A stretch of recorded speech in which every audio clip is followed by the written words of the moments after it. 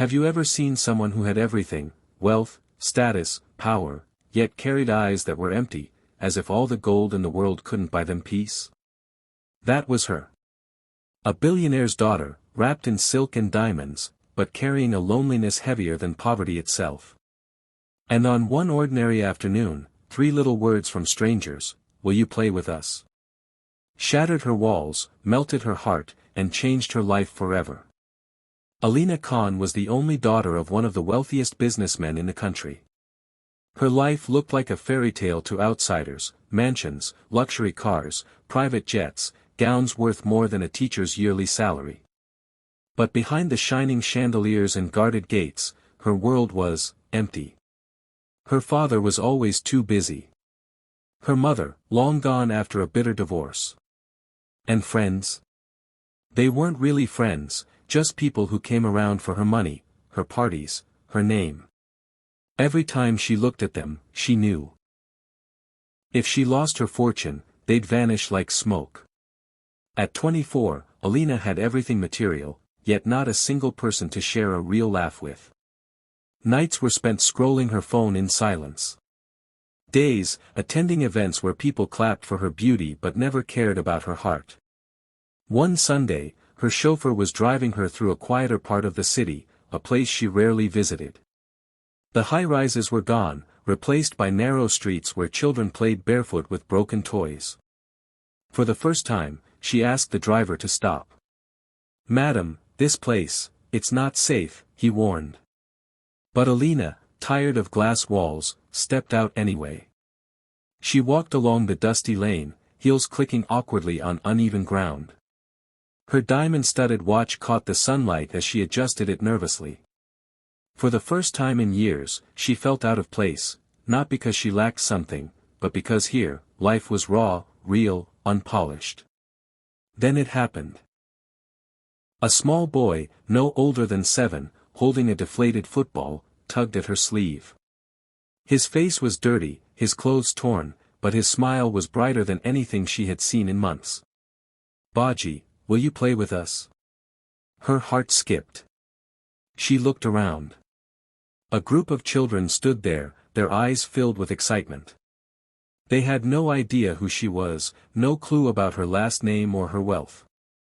They weren't asking for money. They weren't begging for help. They simply wanted her to join their game.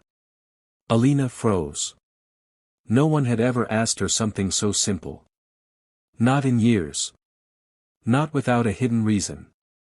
She almost said no, her pride, her upbringing, the thought of her designer clothes getting dirty, but something inside whispered, "This is what you've been waiting for." And for the first time in forever, she bent down, slipped off her heels, and said softly, "Okay, let's play." The laughter that followed was unlike any applause she'd ever heard. At first, Alina felt clumsy. Her gown kept snagging, her hairpins loosened, and she stumbled more than once. But the children cheered her on, holding her hand, calling her Didi, and laughing when she missed the ball. For the first time in years, she wasn't Alina Khan, the billionaire's daughter. She was just Alina. A young woman running barefoot on the ground, her hair flying, her laughter echoing like a child rediscovering life. One little girl, Sana, ran up to her mid-game and whispered, "Didi, you're smiling, you look pretty when you smile." The words hit her harder than any compliment she had received on red carpets or fashion shows. Those had been about her looks, her wealth, her clothes. But this was about her heart. Time passed, and the sun dipped low. She sat on the broken curb with the children, sharing small packets of biscuits she had bought from a nearby shop. They told her stories of their school dreams, of mothers working as maids, of fathers driving rickshaws. Yet, in every word, there was hope, resilience, and joy. One boy said, "We don't have much, Didi.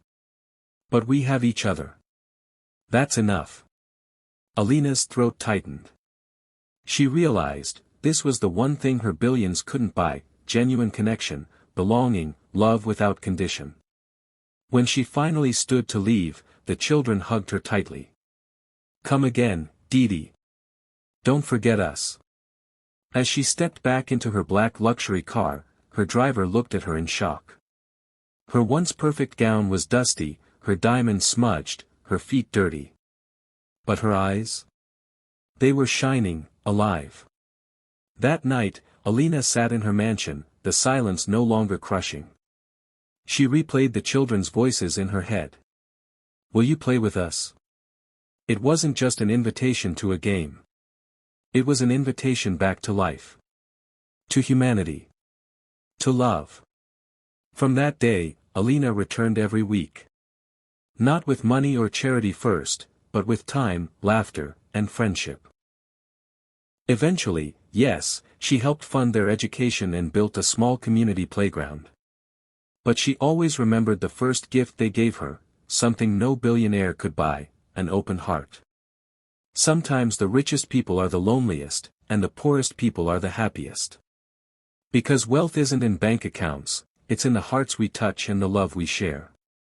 So when someone asks you the simplest of questions, will you play with us? Maybe that's life's way of reminding you that joy is free and love is priceless.